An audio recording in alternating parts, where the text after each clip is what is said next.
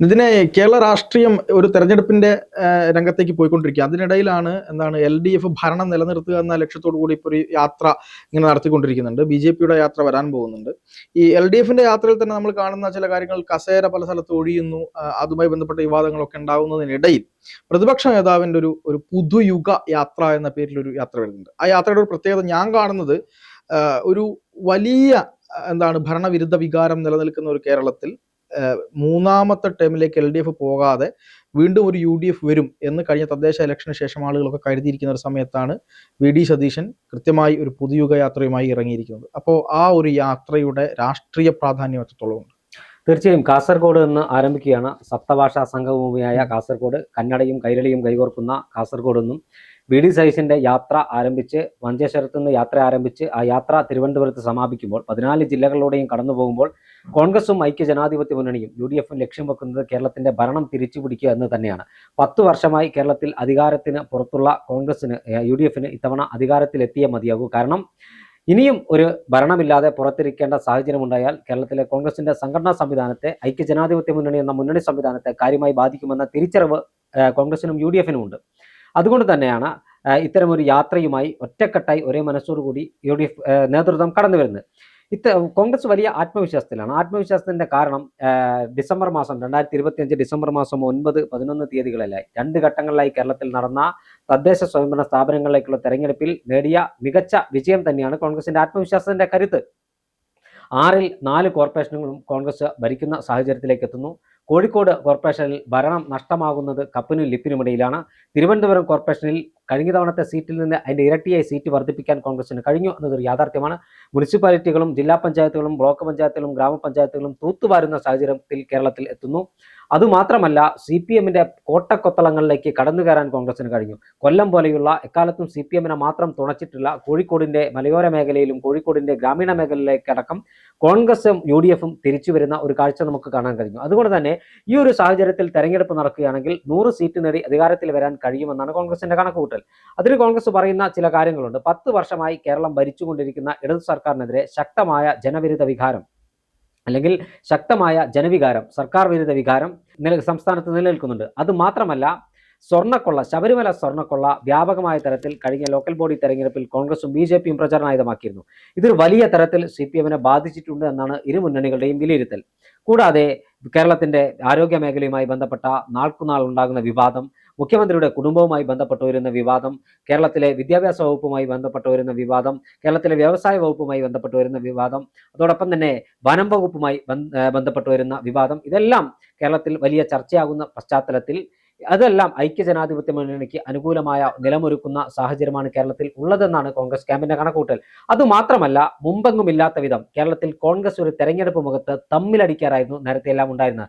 എന്നാൽ ഇപ്പോൾ അങ്ങനെയല്ല. ഗ്രൂപ്പ് വ്യത്യാസമില്ലാതെ എല്ലാ കോൺഗ്രസ് നേതാക്കന്മാരും പ്രവർത്തകരും ഒരേ മനസ്സോടുകൂടി, ഐക്യത്തോടുകൂടി, കെട്ടുറപ്പോടുകൂടി, ഇത്തരം ഒരു കെട്ടുറപ്പോടുകൂടി കേരള സംസ്ഥാനം രൂപീകരിച്ചതിന് ശേഷം ആദ്യമായിട്ടായിരിക്കും ഒരു കോൺഗ്രസ് ഒരു തെരഞ്ഞെടുപ്പിനെ നേരിടുന്നത്. അതിന്റെ പ്രധാനപ്പെട്ട കാരണം, ഇനി ഭരണമില്ലെങ്കിൽ കോൺഗ്രസ് ഇല്ല എന്ന തലത്തിൽ തന്നെയാണ് കേരളത്തിൽ കോൺഗ്രസ് ഉള്ളത്. കാരണം ഡു ഓർ ഡൈ എന്നതാണ് കോൺഗ്രസിന്റെ ഈ തെരഞ്ഞെടുപ്പിലെ അവസ്ഥ. അതിന് കരുത്തു പകരാൻ, അതായത് കോൺഗ്രസിന്റെ പ്രചരണ പ്രവർത്തനങ്ങൾക്ക് കരുത്തു പകരാനാണ് പ്രതിപക്ഷ നേതാവ് VD സതീശന്റെ നേതൃത്വത്തിൽ മഞ്ചേശ്വരത്ത് നിന്ന് ആരംഭിച്ച് തിരുവനന്തപുരത്ത് സമാപിക്കുന്ന ഒരു പുതുയുഗ യാത്ര കടന്നു വരുന്നത്. ഒരു മാസം നീണ്ടു നിൽക്കുന്ന യാത്ര 14 ജില്ലകളിലും കടന്നു വരികയാണ്. കാസർഗോഡ് നിന്ന് ആരംഭിച്ച് പിന്നീട് കൊലപാതക രാഷ്ട്രീയത്തിന്റെ വിളഭൂമി എന്ന് വിശേഷിപ്പിക്കാൻ കഴിയുന്ന കണ്ണൂരിലേക്ക് യാത്രയെത്തുന്നു. മലയോര കർഷകരുടെ അവരുടെ പ്രയാസങ്ങളും പ്രശ്നങ്ങളും തൊട്ടറിയാൻ വയനാട്ടിലെത്തുന്നു, കോഴിക്കോട്ടേക്ക് വരുന്നു, എല്ലാ ജില്ലകളിലും എത്തുകയാണ്. അതുകൊണ്ട് CPM-നെ സംബന്ധിച്ചിടത്തോളം CPM-ന്റെ ഇടതുമുന്നണിയുടെ 3 യാത്രകൾ നടക്കുന്നു. അതായത് ഒന്ന് CPM സംസ്ഥാന സെക്രട്ടറി MV ഗോവിന്ദൻ മാസ്റ്ററുടെ യാത്ര, ബിനോയ് വിശ്വം CPI സംസ്ഥാന സെക്രട്ടറി നയിക്കുന്ന യാത്ര, കേരള കോൺഗ്രസ് ചെയർമാൻ ജോസ് കെ മാണി നയിക്കുന്ന ഒരു യാത്ര. ഇത്തരത്തിൽ 3 മേഖല യാത്രകൾ ഇടതുമുന്നണിയുടെ നടക്കുന്നത്. BJP-യുടെ യാത്ര വരുമെന്ന് പറയപ്പെടുന്നു. എന്തായാലും ഈ യാത്രയിലെല്ലാം യാത്ര മുന്നോട്ട് പോകുമ്പോൾ ആത്മവിശ്വാസത്തോടു കൂടി യാത്രയെ നയിക്കുന്നത് പ്രതിപക്ഷ നേതാവ് VD സതീശൻ തന്നെയാണ്. കാരണം VD സതീശനെ മുൻനിർത്തി ഒരു തെരഞ്ഞെടുപ്പിനെ നേരിടുകയാണെങ്കിൽ അത് കേരളത്തിലെ ജനങ്ങൾക്ക് വലിയ ആത്മവിശ്വാസം ഉണ്ടാവും, കോൺഗ്രസിനെ വലിയ വിശ്വാസത്തിൽ എടുക്കുമെന്നാണ് കോൺഗ്രസ് ക്യാമ്പിന്റെ കണക്കുകൂട്ടൽ. ഒരുപാട് നേതാക്കന്മാരുണ്ട്, VD സതീശനുണ്ട്, രമേശ് ചെന്നിത്തലയുണ്ട്. അത്തരത്തിൽ മുതിർന്ന നേതാക്കന്മാരെല്ലാം തന്നെ മത്സരിക്കാനും അല്ലെങ്കിൽ മുഖ്യമന്ത്രിമാരാകാനും യോഗ്യതയുള്ളവരാണ് എന്ന കാര്യത്തിൽ തർക്കമില്ല. അത് തന്നെയാണ് കോൺഗ്രസിനെ മുന്നോട്ട് നയിക്കുന്ന പ്രേരക ശക്തിയും. ഇത്തവണ ഭരണം ലഭിച്ചില്ലെങ്കിൽ ഇനി കേരളത്തിൽ കോൺഗ്രസിന് ഭരണം ലഭിക്കുമോ എന്നൊരു ആശങ്ക കോൺഗ്രസ് നേതാക്കന്മാർക്കും പ്രവർത്തകർക്കുമുണ്ട്. അതുകൊണ്ട് ഒറ്റക്കെട്ടായി അവർ മത്സര രംഗത്തുണ്ട്, ഒറ്റക്കെട്ടായി പ്രചരണ രംഗത്തുണ്ട്. താഴെത്തട്ടുള്ള സംഘടനാ പ്രവർത്തനം ഉടച്ചു വാർത്ത് ബൂത്ത് കമ്മിറ്റികളും വാർഡ് കമ്മിറ്റികളും എല്ലാം പുനഃസംഘടിപ്പിച്ചാണ് പ്രവർത്തനങ്ങൾ മുന്നോട്ട് പോകുന്നത്. എണ്ണയിട്ട യന്ത്രം കണക്കെ ഇതിനു മുമ്പ് കോൺഗ്രസിന്റെ ഒരു സംഘടനാ സംവിധാനം ഇത്തരത്തിൽ പ്രവർത്തിച്ചിട്ടില്ല. ആ സംഘടനാ സംവിധാനം ചലിക്കും തന്നെയാണ് കോൺഗ്രസിന്റെ പ്രതീക്ഷയും ശക്തിയും. അത് ഈ യാത്ര തിരുവനന്തപുരത്ത് സമാപിക്കുന്നതോടുകൂടി കൂടുതൽ ഊർജ്ജത്തിൽ കൂടുതൽ കരുത്തോടുകൂടി മുന്നോട്ട് പോകാനുള്ള ഊർജ്ജം ലഭിക്കുമെന്നാണ് കോൺഗ്രസും UDF പറയുന്നത്. തീർച്ചയായിട്ടും ഞാൻ അതിൽ ചോദിക്കാൻ വരുന്ന ഒരു കാര്യം എന്ന് പറയുന്നത്, CPM-നെ സംബന്ധിച്ചിടത്തോളം ഇപ്പം ഭരണത്തിലെ പല പ്രശ്നങ്ങൾ, ബുദ്ധിമുട്ടുകൾ, അഴിമതി ആരോപണങ്ങൾ, അല്ലെങ്കിൽ ശബരിമല സ്വർണ്ണക്കൊള്ള, ഇതൊക്കെ നിൽക്കുമ്പോഴും CPM-ന്റെ അണികൾക്കിടയിൽ അതിഭയങ്കരമായി ഇതുവരെ ഇല്ലാത്ത തരത്തിലുള്ള ഒരു അങ്കലാപ്പും പിന്നെ എന്താണ് ഈ വലിയ പ്രശ്നങ്ങളൊക്കെ നിലനിൽക്കുന്നതായിട്ട് കാണാൻ സാധിക്കുന്നുണ്ട്. അത് ഈ കമ്മ്യൂണിസം എന്ന് പറയുന്ന ആ ഒരു സ്വഭാവം തന്നെ CPM-ന് നഷ്ടപ്പെട്ടു പോയിരിക്കുന്നു.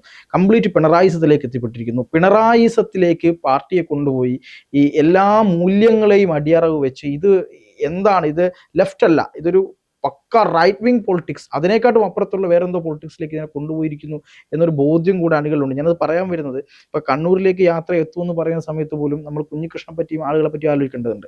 പാർട്ടിയെ അല്ലെങ്കിൽ നേതൃത്വത്തെ അണികൾ തിരുത്തണം എന്ന് പറഞ്ഞുകൊണ്ടാണ് അദ്ദേഹം പുസ്തകം എഴുതിയിട്ടുള്ളത്.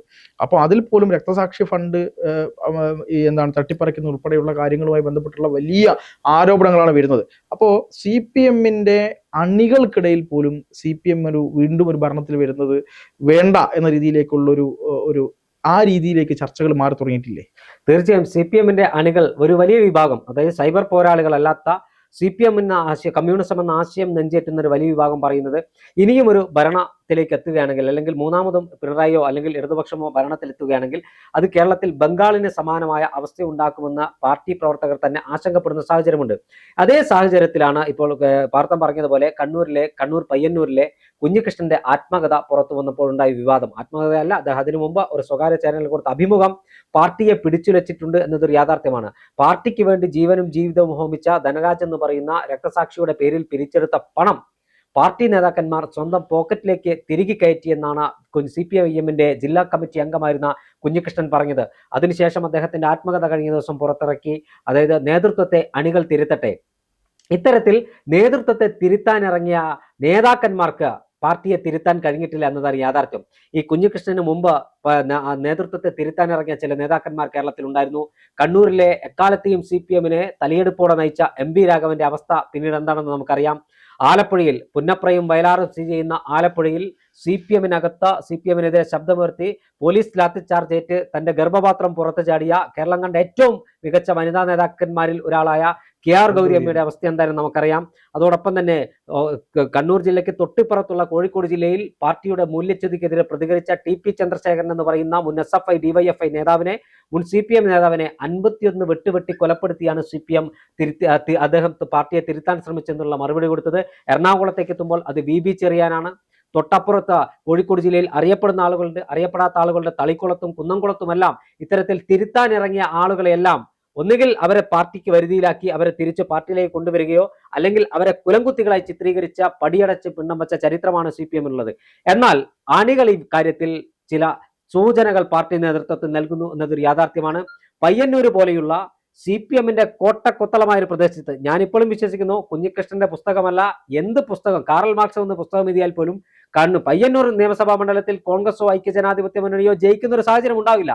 പക്ഷേ ആ പയ്യന്നൂരിൽ CPM നേതൃത്വത്തെ ചോദ്യം ചെയ്ത് പ്രകടനം നടത്താൻ ആളുകൾ തയ്യാറായിട്ടുണ്ടെങ്കിൽ പാർട്ടി നേതാക്കളുടെ മുഖത്ത് നോക്കി നിങ്ങൾക്ക് തെറ്റുപറ്റിയെന്ന് പറയാൻ ഒരു ചെറിയ ശതമാനമെങ്കിലും ആളുകൾ മുന്നോട്ട് വരുന്നുണ്ട് എന്നതൊരു യാഥാർത്ഥ്യമാണ്. പക്ഷേ അവരെ ഏത് രൂപത്തിലാണ് CPM ട്രീറ്റ് ചെയ്യാൻ പോകുന്നത് എന്ന് നമുക്ക് കണ്ടറിയണം. എന്തായാലും പാർട്ടിക്കകത്ത് വലിയ പ്രശ്നങ്ങളുണ്ട്. പാർത്ഥൻ പറഞ്ഞതുപോലെ പിണറായിസത്തിന് ചുറ്റും കറങ്ങുന്ന അച്ചുതണ്ടായി പാർട്ടി അധപ്പതിച്ചാൽ അത് CPM-ന്റെ അവസാനമായിരിക്കും. ത്രിപുരയ്ക്കും ബംഗാളിനും ശേഷം കേരളത്തിൽ CPM-ന്റെ അധപ്പതനത്തിലേക്കുള്ള ചുവടുവെപ്പായിരിക്കും അത്. ഇനിയെങ്കിലും നേതൃത്വം തിരിച്ചറിയണം. MA ബേബിയെ പോലെ, തോമസ് ഐസക്കിനെ പോലെ, KK ശൈലജയെ പോലെയുള്ള നേതാക്കന്മാർ ഇന്നും ആ പാർട്ടിയിലുണ്ട്. G സുധാകരനെ പോലെയുള്ള നേതാക്കന്മാർ ആ പാർട്ടിയിലുണ്ട്. അത്തരം ആളുകൾ പാർട്ടിയെ തിരുത്താൻ കുഞ്ഞികൃഷ്ണനെ പോലെയുള്ള ആളുകൾക്ക് പിന്തുണയുമായി വരട്ടെ. എന്തായാലും യാത്രകളെല്ലാം കേരള രാഷ്ട്രീയത്തിൽ പുതിയ ഓളങ്ങൾ സൃഷ്ടിച്ച് കടന്നു വരുമ്പോൾ ഒന്നുകൂടി നമുക്ക് പറയേണ്ടതുണ്ട്. നേരത്തെയുള്ള തെരഞ്ഞെടുപ്പുകളിൽ കേരളത്തിനകത്ത് ഐക്യമുന്നണിയും ഇടതുപക്ഷ ജനാധിപത്യ മുന്നണിയും തമ്മിലുള്ള മത്സരമായിരുന്നെങ്കിൽ 2026 നിയമസഭാ തെരഞ്ഞെടുപ്പിൽ NDA കൂടി ചില മണ്ഡലങ്ങളിൽ, അതായത് ഒരു 30-35ഓളം മണ്ഡലങ്ങളിൽ കൃത്യമായി സ്വാധീനമുള്ള ത്രികോണ മത്സരം നടക്കുമെന്നാണ് എൻ്റെ ഒരു വിലയിരുത്തൽ. കറുത്ത കുതിരയാകാൻ NDAക്ക് കഴിയുമോ എന്നതുകൂടി രാഷ്ട്രീയ നിരീക്ഷകർ ഉറ്റുനോക്കുന്നുണ്ട്. മുമ്പത്തെ പോലെയല്ല. നമുക്ക് ചില മണ്ഡലങ്ങൾ എടുത്ത് പരിശോധിച്ചാൽ കൃത്യമായി മനസ്സിലാകും. തിരുവനന്തപുരം ജില്ലയിലെ കഴക്കൂട്ടം, ചിറയൻകീഴ്, നേമം, വട്ടിയൂർക്കാവ്, തിരുവനന്തപുരം സെൻട്രൽ, കാട്ടാക്കട തുടങ്ങി, ആറ്റിങ്ങൽ തുടങ്ങി CPM-നെ, കോൺഗ്രസിനെയും വെല്ലുവിളിക്കാൻ ഒതുങ്ങുന്ന ശക്തി BJPക്കുണ്ട്. തൊട്ടിപ്പുറം കൊല്ലത്തേക്ക് വരുമ്പോൾ പുനലൂര് പോലെയുള്ള മണ്ഡലങ്ങളിൽ, ചാത്തന്നൂർ, പുനലൂര് പോലെയുള്ള മണ്ഡലങ്ങളിൽ കൃത്യമായ സ്വാധീനം BJPക്കുണ്ട്. ആലപ്പുഴയിലേക്ക് കടന്നു വരുമ്പോൾ കായംകുളം, മാവേലിക്കര, അതോടൊപ്പം തന്നെ ചെങ്ങന്നൂര്, അമ്പലപ്പുഴ, ആലപ്പുഴ തുടങ്ങിയ നിയോജക മണ്ഡലങ്ങളിൽ കൃത്യമായ കരുത്തവർ ലോക്സഭാ തെരഞ്ഞെടുപ്പിൽ തെളിയിച്ചിട്ടുണ്ട്.